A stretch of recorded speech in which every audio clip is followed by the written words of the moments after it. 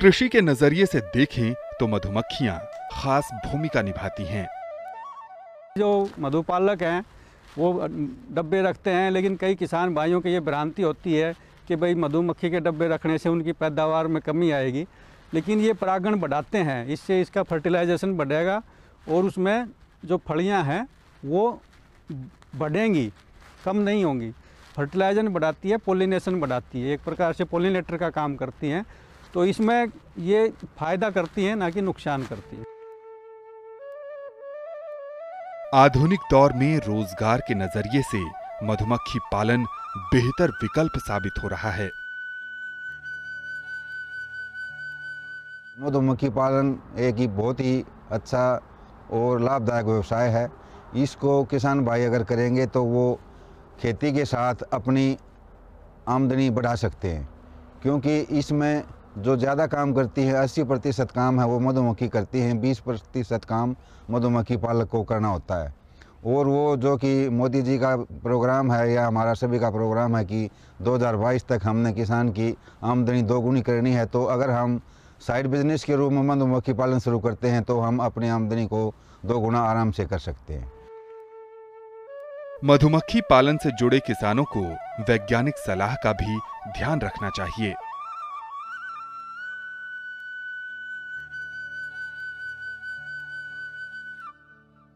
इसमें जो कि मधुमक्खी पालन के लिए हमारी जो मधुमक्खी है वो एपिस मेलिफेरा होती है और ये यूरोपियन मधुमक्खी है। ये मधुमक्खी एक साल के अंदर लगभग 35 से 40 किलो तक शहद बना देती है। और इस समय जो है ये हमारा हनी फ्लो कह लो या हनी निकालने का टाइम चला हुआ है, क्योंकि जब भी हम नवंबर के अंदर मधुमक्खी पालन शुरू करते हैं तो दिसंबर के अंदर मधुमक्खी आना शुरू हो जाता है। किसान भाइयों को हमेशा जो मधु है वो मधु बॉक्स जो ऊपर वाला बक्स है उससे निकालना चाहिए, क्योंकि उसमें मधु जो है पूरा सील हो जाता है और उसमें नमी की मात्रा कम होती है और ख़राब होने के चांसेस बिल्कुल नहीं होते। और जो उसकी गुणवत्ता है मधु की, शहद की गुणवत्ता बहुत ही अच्छी रहती है।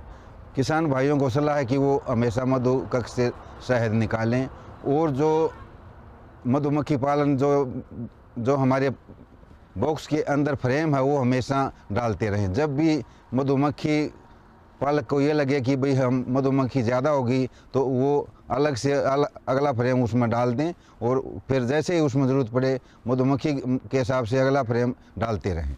अगर हम फ्रेम नहीं देंगे तो वो मधुमक्खी जो है वो बाहर इकट्ठा हो जाएंगी या आपस में वो मरने लग जाएंगी, तो हमेशा उसमें अलग से जो है वो फ्रेम दे देना चाहिए। अगर उसमें हम सफाई का ध्यान नहीं रखेंगे तब भी किसान भाई मुश्किल में पड़ सकते हैं, क्योंकि अगर सफाई नहीं होगी तो उसमें जो है कई बार होता है मोमी पतंगा वो नीचे अंडे दे देती है उसकी तितली, और वो जो फ्रेम है उनको ख़राब कर देता है। दूसरी सलाह ये है कि हमेशा बक्से को फुल रखना चाहिए। अगर हमने कम उसमें फ्रेम है तो उसमें ज़्यादा जो मधुमक्खी के लिए जो मोमी कीड़ा है वो उसमें अटैक कर सकता है। हमेशा बक्से को पूरा भर के रखें और शहद तभी निकालें जब उसमें जो सुपर है उसमें शहद हो जाए। नीचे से शहद कम से कम निकालना चाहिए।